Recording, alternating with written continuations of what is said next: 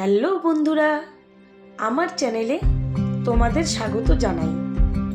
আজকে আমি তোমাদের সঙ্গে শেয়ার করব একটি বাঙ্গাল রেসিপি, মটর শাকের পিঠালি। তার জন্য আমি কিছুটা পরিমাণ মটর শাক ভালোভাবে বেছে নিয়ে ধুয়ে নিয়েছি।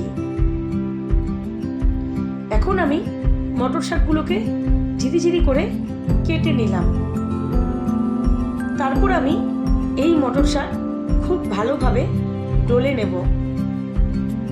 এখানে আমি কিছুটা পরিমাণ লবণ যোগ করে দিলাম এবং এগুলোকে আমি এখন খুব ভালোভাবে চটকে চটকে সমস্ত জল ঝারিয়ে নেব।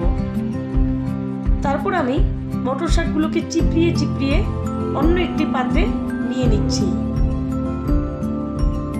এখন আমি এখানে কিছুটা পরিমাণ আদা ও কাঁচা লঙ্কা আধা বাটা করে যুক্ত করে দিলাম। অন্যদিকে আমি কড়াইতে কিছুটা পরিমাণ তেল গরম বসিয়ে দিয়েছি এবং সেখানে আমি সামান্য জিরা ফোড়ন দিয়ে দিলাম। তারপর আমি এখানে চিপড়ানো মটর শাক, আদা ও লঙ্কা দিয়ে দিলাম। তোমরা চাইলে এখানে রসুনও থেতো করে দিতে পারো, কিন্তু আমি রান্নাটি সম্পূর্ণই নিরামিষভাবে করছি, তাই রসুন দেইনি। এখানে আমি কিছুটা পরিমাণ হলুদ গুঁড়ো দিয়ে দিলাম এবং স্বাদমতো লবণ দিয়ে দিলাম। তারপর আমি সবগুলোকেই খুব ভালোভাবে ভেজে নেব এবং সব কিছু সুন্দরভাবে মিশিয়ে নেব। এখন আমি এখানে কিছুটা পরিমাণ জল দিয়ে দেব, যাতে এগুলো ভালোভাবে সেদ্ধ হয়, এবং ঢাকনা দিয়ে কিছুক্ষণ রেখে দেব। অন্যদিকে আমি একটি পাত্রে কিছুটা পরিমাণ জল নিয়ে তার মধ্যে কিছুটা পরিমাণ চালের গুঁড়ো পাতলাভাবে ব্যাটার বানিয়ে নিয়েছি এবং ভাজা হয়ে এলেই আমি সেখানে সেই ব্যাটারটি ঢেলে দিলাম। তারপর এটিকে ক্রমাগত খুন্তির সাহায্যে নাড়াতে হবে।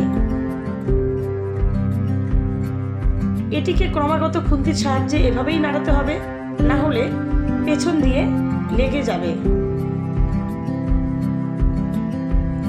তো বন্ধুরা, তোমরা দেখতেই পাচ্ছ মিশ্রণটি আমার আগের থেকে কিছুটা ঘন হয়ে এসছে এবং আমি এটাকে ক্রমাগত নেড়েই যাচ্ছি।